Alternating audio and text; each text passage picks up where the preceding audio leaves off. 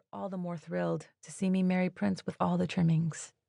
My dour Catholic grandmother, whose own father was black, wasn't at my wedding, but she told me on the phone, well, at least he's light-skinned, and he is who he is, so I'm okay with it. And that tells you everything you need to know about my grandmother.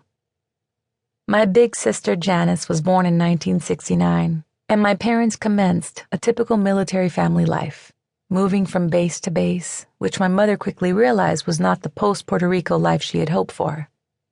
When Jan was 4, they decided to have another baby, desperately hoping for a boy. Dad was slated for an important test flight the day I was born.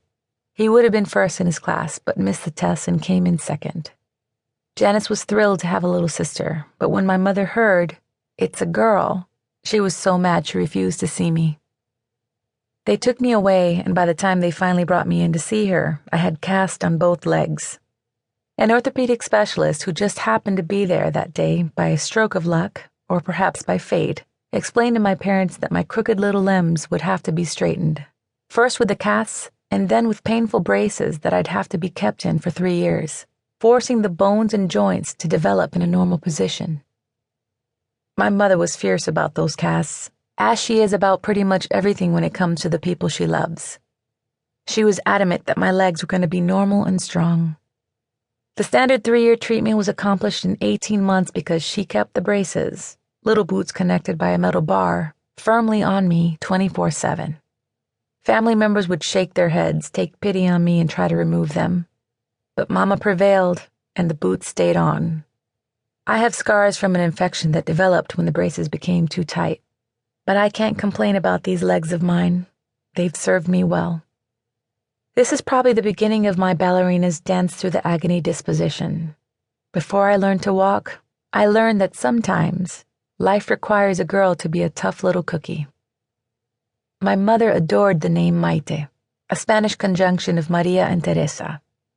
As a teenager, she'd seen this name in a novella, torn out the page, and kept it posted on her bedroom wall for years. Janice's middle name is Mayte, but the conventional world of the late 1960s decreed that children were better off with American, meaning white, first names, and that temporarily swayed Mama.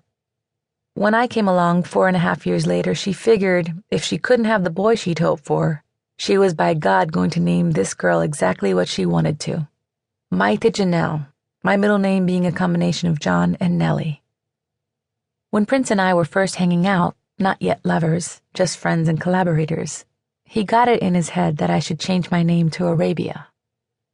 "Man, it'd be cool if your name was Arabia," he kept saying. Prince had a way of getting people to go along with ideas like that. They'd get swept up in his genius, not just for music, but also for creating characters. He'd see some unique aspect of a person, and he'd highlight that. He never bullied anyone into anything, just nicely suggested that it would be really cool if a person changed her name to, oh, I don't know, Apollonia maybe? Or Vanity? How cool would that be?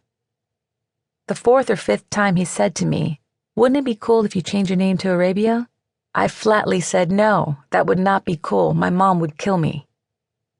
In my mind at the time, the wrath of Mama loomed larger than the favor of 1,000 rock stars. Mama was raised in a strict Catholic home.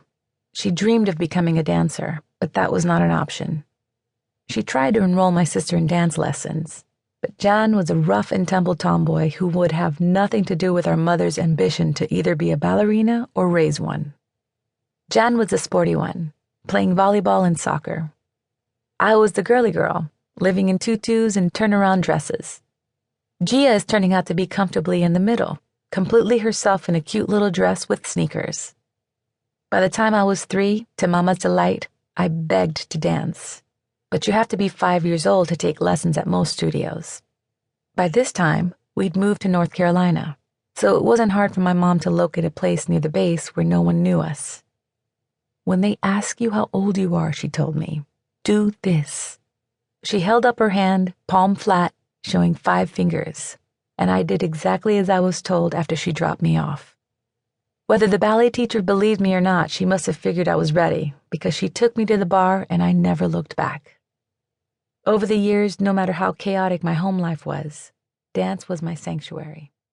It wasn't a task for me to concentrate. To keep listening to this audiobook for free, click the link in the description. It will take you to a free Audible trial where you can listen to this and many other books for free for 30 days.